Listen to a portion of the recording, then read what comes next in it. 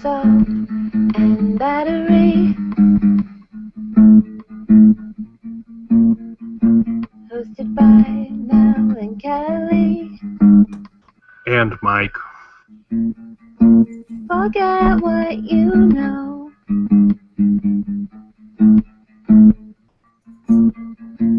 Forget what you know.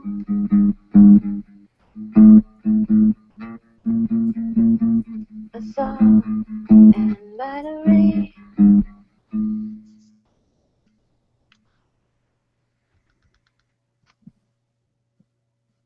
Battery is about full. That's nice. And that works for the show. How about that? It does. It does. So what was that exactly? So it's just a Wi-Fi speaker. Sure. And it's got a nice button that usually gives that neat little kind of pop at the end when I shut it off. But this time it decided to give me a battery status. But this is a Saul and Battery, so right. It fits in perfectly. Yeah, it's just I didn't even need to mention it now. But anyway, folks, welcome back to Saul and Battery. A little different show. Sorry we're starting a little bit late tonight. I will never ever tease Dylan about his technical difficulties again. We had some challenges, but we are now good. So they were on my end. I can take responsibility for that. I don't know. By responsibility, I meant that it happened on my end. I blame Google. Yeah, absolutely. I'm all about blaming Google. We got just Mike and I tonight. Mel is under the weather, and so I feel almost a little bad about suggesting that she might drop dead on our last show because she's not getting better. She's pretty sick right now, so we're wishing her the best to get better. So there is a pinch hitting battery for this evening in for our lantern battery to keep the show going, and Mike and I will kind of do the regular thing, carry on, and look forward to having Mel join us next week, where we will get to hear her do something Mike's going to do in a second. We're going to start off the show like we do this time around with a 1-minute recap, which we all discovered last week. It sounds easier than it is, and Mike will be recapping the show for you in 1 minute. So if you just wanted to find out what happened, stick around for the next minute, and you'll get it. Maybe. Are you ready, sir? Yeah, so here's the thing. I wrote down a couple of notes. Obviously, I'm not going to be able to look at the timer, so tell me when to go and when to stop. Okay, so you're going to be looking at notes. Alrighty. I'll get the timer up for the folks watching at home. And see, this is a lot easier for you. You get the advantage that I will not start the timer until you say your first word, where I think I lost about a second with having to kind of handle everything myself. But I'm not complaining. So whenever you are ready to start, I'll hit go, and I don't want to interrupt your flow much, but I'll tell you like at 30 seconds and 45 so you have a feel. That work? Sounds good for me. Okay. I'm ready when you are. I'm ready. You ready? Yep. All right, we open on Chuck playing piano. He's visited by Howard, who apprises him of Jimmy's new role at Davis in Maine. He doesn't take the news of his brother's upcoming success too well. Kim and Jimmy cozy up during the Sandpiper Discovery meeting. The ladies at the nail salon, which formerly housed Jimmy's practice, check out his new company car. Mike agrees to help Walter Light retrieve his stolen baseball cards and keep him from walking into a police trap. Jimmy impresses his new boss. Mike goes upholstery shopping at Nacho's family's business 30 seconds. And brokers a deal to trade the Hummer for the baseball cards and $10,000 for himself. Jimmy is shaken when Chuck makes an appearance at HHM. Mike enlists Jimmy to help throw the cops off Walter Light's trail. Jimmy convinces the police that instead of selling 45. drugs, he was a squat cobbler fetish video maker, which incidentally Kelly is very into. Kim lays down the law over leftovers for Jimmy. Nice. Very impressive. Like about 54 seconds there. All right, nice. And I got in a shot at you, so I feel like the whole... Yeah, which is a penalty. It's just a 10-second penalty. I don't know if we've covered that before. But so you did make... That's good. That was nice. Excellent. Cool. Yeah, this is a fun episode, so I got a lot I want to talk about on here. We're going to keep an eyeball on Twitter. So if anybody who is out there watching the show, if you have questions for us, questions about the show or questions you want Mike and I to talk about, let us know. We're losing Myrna. She's fading away. She was sleepy before the show started. I don't think our late start helped, but Myrna, it'll be on YouTube and you can catch it later. Damn you, Google! That's right. It's a shame. So, wow, I'm just super impressed. That was a fantastic job. I got to remember. Well, just for a second, oh darn, there's a piranhaconda egg in the background there. I don't know how that happened. All How right. did that happen? I don't know. But we'll go back. We'll go back to the Saul and Battery. So, before we kind of get into we'll get to it. I'm sure we'll get to it. Questions, and I'll go ahead and fire off the first question here to you, Mike. So late in the episode, not touched upon in someone's recap, I might point out, Jimmy and Kim are back at, I guess, his place in Santa Fe, and he's regaling her the story of the Hoboken Cobbler squat adventure, and she's just eating it up, thinks it's hilarious, and they're eating pie, finds out towards the end that was an extra pie because Jimmy then filmed one of these videos to kind of buttress, no pun intended, the argument. And Kim gets pretty upset about him fabricating evidence and the risk it brings in, and she basically at the end of the conversation says, "Don't ever tell me about this kind of stuff again." I mean, they have been getting along so well, and the vibe was so great, and this was a moment. My question to you, Mike, is why is she so concerned about this? Is she concerned about it because it will blow it for Jimmy? Is she concerned about it because she pushed hard for Jimmy and this will make her look bad? Or does she just think it's not the right thing to do? Or something else? I'm going to say, well, I mean, she's concerned for Jimmy and for his prospects, but maybe there's a little bit of her concern for herself in there because, when they were talking in the parking lot after the Discovery meeting, she kind of suggested, subtle Freudian slip of, we need to get this for the house, sort of, floating the idea of them having a future together. And if he's going to, go be full on criminal and not just, the game they played at the bar with the guy about them inheriting the money and stuff like that, but actual, falsifying evidence and things like that. Is this somebody that she could still ponder building a future with? Yeah, I think it is a balance of, she does have some concern for Jimmy and that she's wanted him to succeed, and now he's there. She sees him taking some steps that could undo it all. And I think that bothers her, but I also think she's not only worried about the impact on Jimmy, but she sees a possible future with her and Jimmy, and this would mess it up. And she was the one, Howard mentioned in the first scene with Chuck that he didn't stand in the way, but Kim was the one that pushed hard for it. So she's kind of on the line should this not work out too well. Oh, by the way, so speaking of Chuck playing the piano, and I knew, I mean, I'm telling you something that it's self-evident and you already knew, but the piece that Chuck was playing was Cicelyne from the opera Pelléas and Massandra, and which you knew, right, Mike? I mean, absolutely. Even if there's one thing that anybody knows about me, it's that while in general I hate music and I'm not at all knowledgeable of it, I do love a good opera. Can't argue with that. But that and I picked this up. Not I unfortunately don't share Mike's passion for the opera, and so I do have a passion for AMC Story Sync. However, and they were nice enough. Basically the same thing. Yeah, it's a parallel. And they were nice enough to kind of share, and there's some information about this particular piece of music. And it's actually a song about a man whose wife has fallen in love with his brother.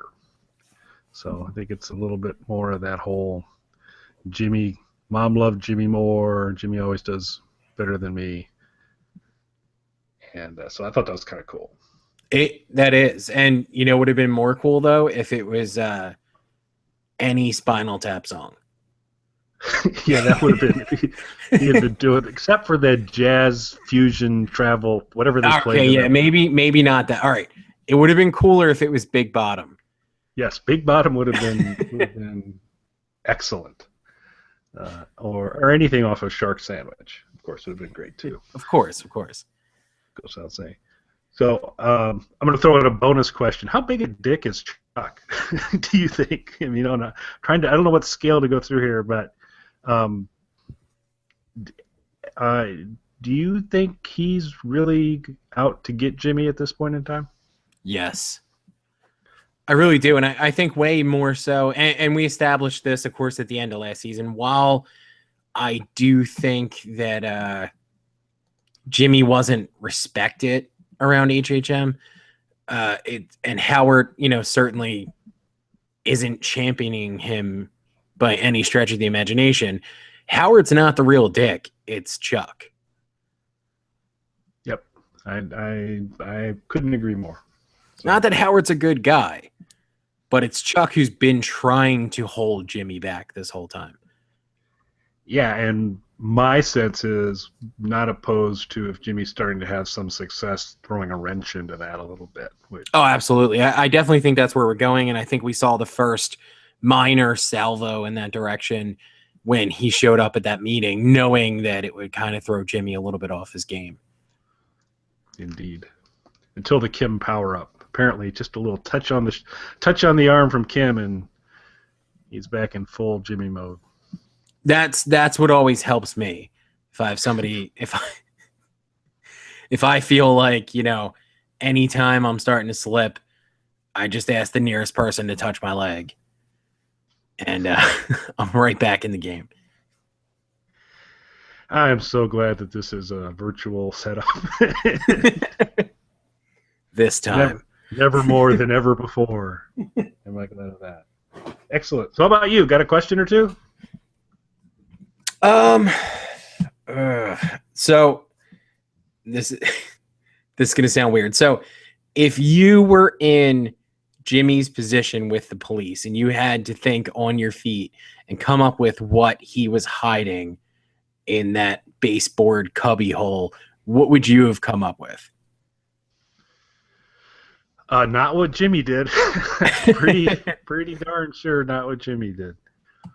I thought a little bit about that in terms of what storyline, and I probably would have been like, oh, that's where he keeps his inflatable doll or something like that. I think I might have gone I do think I would have gone the route he did that Price is icky and there's something not quite right, because I think that's a believable storyline to go forward. Either that, or I just say that's an extra hiding place for his baseball cards, for his super secret place. But those would have been mine. How about you? Well, I do think you kind of have to veer towards sex, because you figure they're not going to question as deeply as they would something else. Like if you said it was just, more valuable baseball cards, like he's already stressed the value of the baseball cards that were just sitting out. So I just feel like you're getting into having to catalog these imaginary baseball cards then, which could get a little bit tricky, especially since he doesn't seem like he's the most adept liar. So going in some like sexual direction seems like the way to go. So I personally like blow up doll, something like that would have been good. Personally, I would have said sex toys. Because the only problem with the video was then they had to make a video, and which I understand, because like if I was one of those cops and you told me like he fully clothed sits in pies, I would have asked to see the video as well. So this basic storyline and excuse that Jimmy provided as a concept, and we're honoring it with the background of the Saul and Battery this week. So this was new to me. This was something I did not have familiarity with. I get a little. It's hard to tell with Gilligan and Peter Gould, who, by the way, Peter Gould, co-creator of Better Call Saul, favorited one of my tweets during the show. It was a special moment. Wow, very nice. It was nice because it was early on. in the Hamlin conference room, and I just love the lights on that desk. And I had just tweeted out, best period conference room period lights period ever, and Peter apparently thinks so too. So that was pretty cool. But I'm all distracted because I want to talk about my favorite there. But so they're really creative writers, and so like the Chicago Sunroof and now this one, I can't tell if this is just something that came out of their minds and they did it, or whether it's an actual thing. Well, here's the real trick then. While we're doing this live, Google it.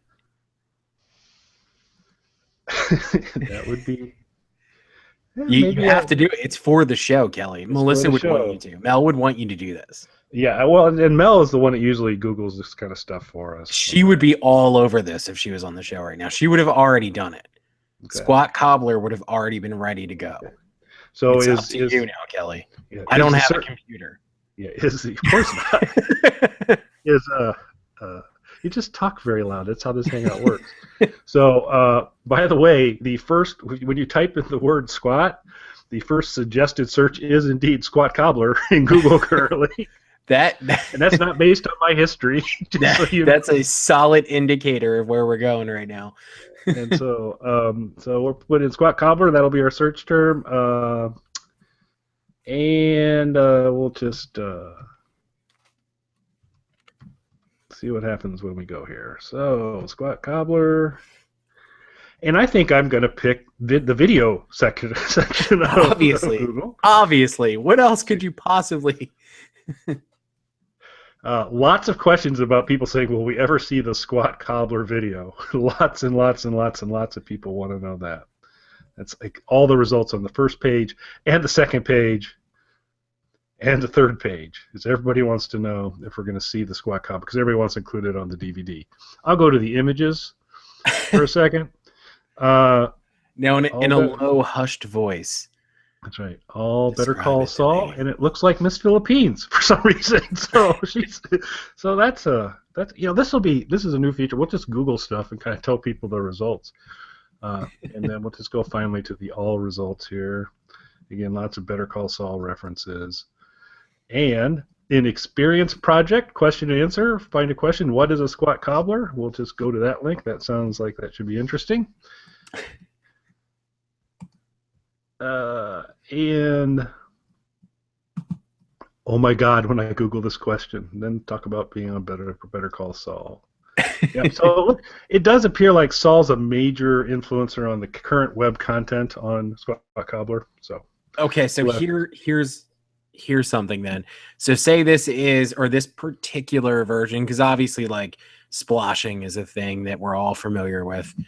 But let's just say that Squat Cobbler, particularly the way it's described in the show, was an invention of the creators. Do you think that this is something that will be made now? Like if you go on Pornhub in a couple of weeks, will there be Squat Cobbler videos? I don't know what Pornhub is, by the way. But that's just something I made up. Is that a real site? I don't even know. I think it's Pornhub. I think it's an ethnic site.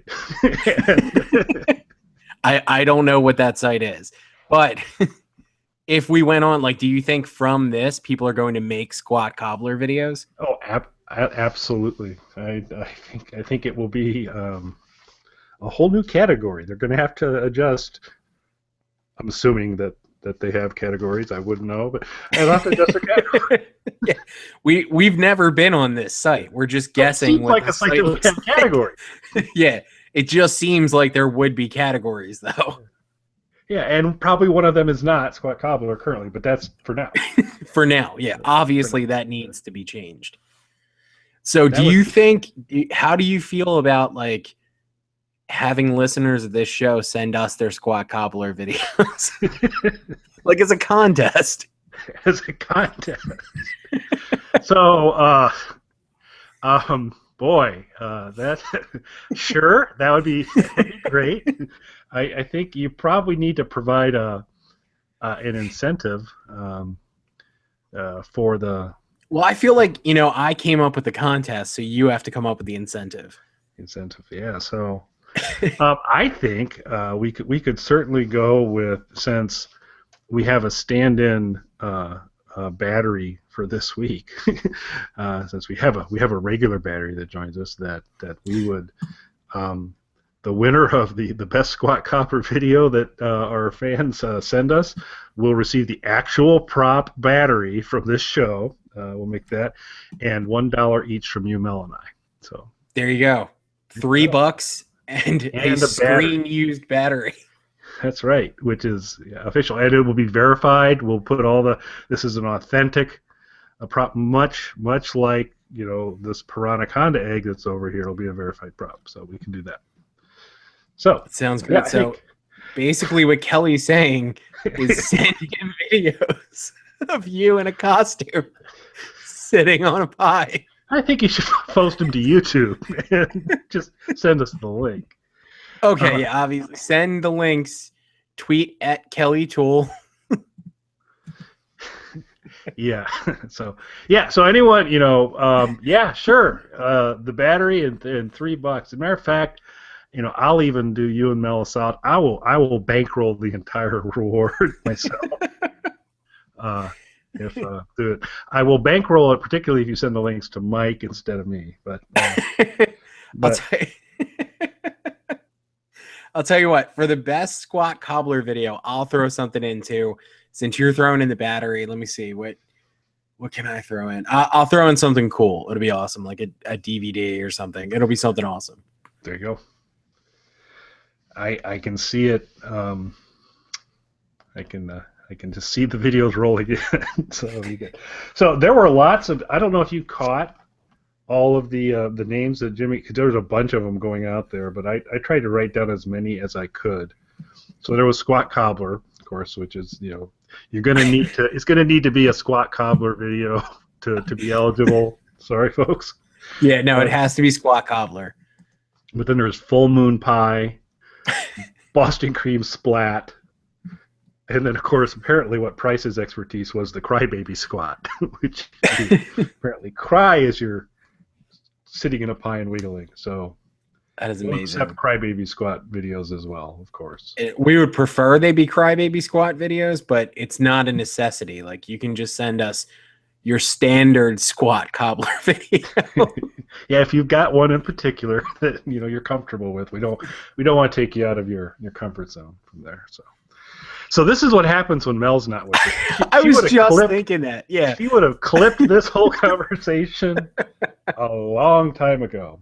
I was just thinking that, like, she would have redirected us by now. Immediately. Yeah, we probably never would have made it to this contest.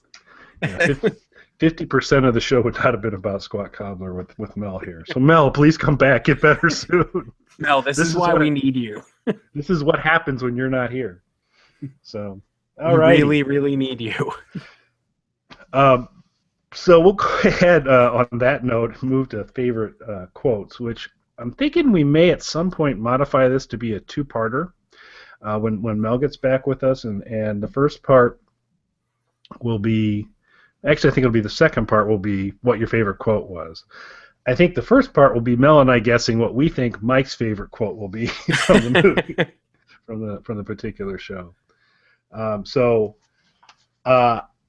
I have a favorite quote. I think it might be the one you pick, and let's find out. Why don't you go ahead and go first here, Mike, for favorite quote of the show? Sure. My favorite quote came when he was in the company car trying to stick his world's second greatest lawyer travel mug into the cup holder, and he says it must be on the metric system. That was my favorite quote, because it's also, symbolic too of how, this new life doesn't quite fit him. Yep, exactly. And then, of course, when he eventually becomes Saul, he's no longer the second best lawyer.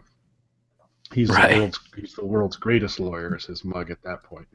But yeah, I think the hinting there of things aren't fitting is pretty good there. Which would not have been the quote I would have picked. Would have guessed. So yeah, I think I surprised you twice in a row now, right? Yeah, but I think you're intentionally not picking what you want to pick, because I know your favorite quote of this episode was when Nacho breaks the news to Price that he'll tell the Chop Shop boys to be gentle with it, that they're going to basically dismantle his god-awful Hummer. And Price is like, what? Why would you do that? It's an awesome car. And Nacho looks at him and says, this looks like a school bus for 6-year-old pimps, which I thought was a... And I know that was your favorite quote, and then you just picked the other one to throw us. But that was good. There were a bunch of good, of course, and just all the different Squat Cobbler names. Right. Whole section. That whole section was good.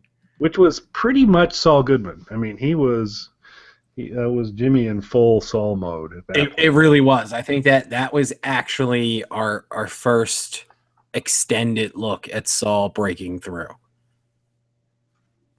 Yeah, Untouched by Human Buttocks was another one that I thought might have made the Mike list, but it's a great band name. So, all right, Mel, please come back. This is why we need you, Mel. We need some sort of sanity. We need someone to restore. Yeah, someone to supervise us and restore some sanity to this. Yes, indeed. All right. Well, this one was fun. I'm looking forward to. Based on the previews, it was hard to tell, but it looks like Chuck's going to be kicking up his game in terms of making Jimmy's life a little less easy. Next one, which I'm not going to particularly enjoy too much, but no, but I think we knew it was coming once we found out the truth about Chuck. Yep, and I don't think I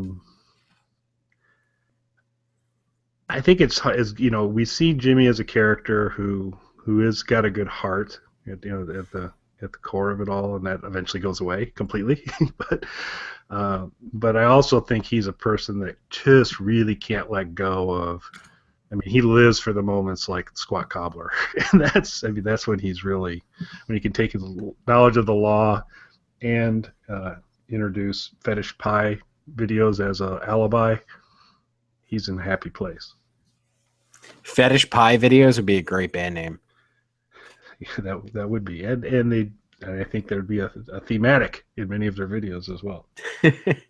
Great, awesome. So we are hoping, as I'm sure every member of the audience is, that Mel feels better next week and can come back. It will be Mel's opportunity to do. We're giving Mel what we call a Texas minute because of the drawl and the slightly slower cadence of our Southern brethren. We're going to give her a minute 15 to recap the show. But you did a great job. I was super impressed. That was clear. You didn't really rush through it too much, and you hit most of the notes great. I thought it really wasn't easy because it took, I had to go through the notes a couple times and just take out most of the stuff that I wrote down because I realized I had 10 minutes worth of notes. Yeah. So it was actually hard to edit it down to, Chuck playing piano, Howard knocks on door. They did this, and there's just a couple little things you want to kind of get in there, and Mike's look when Price tells him he's here because he lost baseball cards, and Mike looked over at him, and that's one of those, if looks could kill. That was a look that could pretty much take you out. Jonathan Banks is a remarkable actor. He's awesome as Mike. All righty. Anything else for the good of the cause for this week? Nothing that I can think. I feel like we really hit on everything important. We have a contest. Sort of. So, because Mel wasn't here to stop us. Yeah, that's right. So. Yeah, there's gonna be a series of tweets coming from Mel probably starting tomorrow. There is no contest. Let me be clear. On behalf of the Saul and Battery, I would like to say we are not having a pie fetish porn contest. You are going to have to tape an apology. We're going to be reading it. We are so sorry. It was a poor choice. It was our choice. We promise not to do it again. We're gonna. Isn't it whenever anytime somebody says something that they shouldn't, they go to rehab, right? Right afterwards. So that's where we're headed. We are in a lot of trouble. So hopefully, maybe she'll forget we recorded this one and not go listen to it. Yeah, maybe she won't listen to it because she's not on it. She'll just be like, those guys aren't that interesting. That's right. She's like, what could possibly have gone wrong? Yeah. That's what you should do. As soon as we get off, assuming she's not listening to it now, as soon as you get off, just tweet her like, hey, show went great. No need for you to check it out. I think. See you next week. I think that's exactly what I'm going to do. There's really no reason to listen to the show. Yeah. So the other thing is that she just distances herself from us and just basically says, okay, never again. And we never had Mel back because, not because she's sick, but because she's sick of us. But I blame you because I don't think I would have done this. You went along with it, though. I did. But Mel wasn't here. So you enabled me. That's a shame. So yeah. So we're having the contest. Nobody tell Mel. Nobody tell Mel. Yeah. This is a contest that's public but secret. Secret. At the same time. Just say the package is on the way or something like that. So we'll see if we can stay in the pie is in the oven. Yeah, there you go. That's the hashtag that we'll need. Just shoot us the link with the pie in the hashtag. The pie is in the oven. We'll know what it is. We'll know what it is. We'll watch your cobbler squatting abilities and judge accordingly. That's right. And don't forget that's going to be $3 American, a battery, and a DVD from Mike, which might very well be cobbler squat. Yeah, I don't know. Could be stolen from Redbox. It could be a home video. You don't know what you're going to get. That's right. But if the DVD, it's like a loot crate from Mike. So what more could you?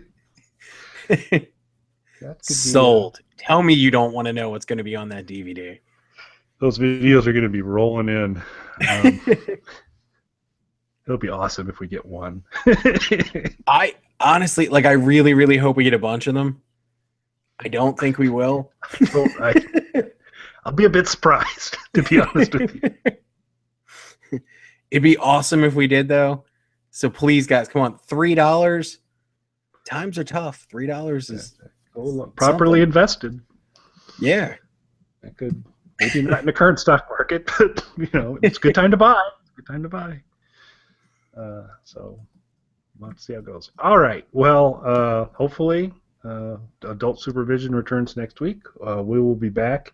Again, you still looking good next week, Mike, for absolutely this time? Cool. I believe next week we're good. The following week, and it's on me, we may be adjusting the time that it's on because I'll be out of town for a big chunk of time during the show and then during our show.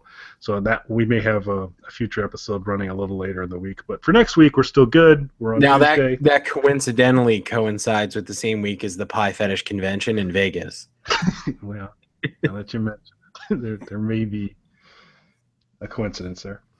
So on that unpleasant note, I think we're gonna call it a show. We're gonna plead for Mel to get better, and we thank you all for listening. So this is Kelly saying thanks. Thank you, guys.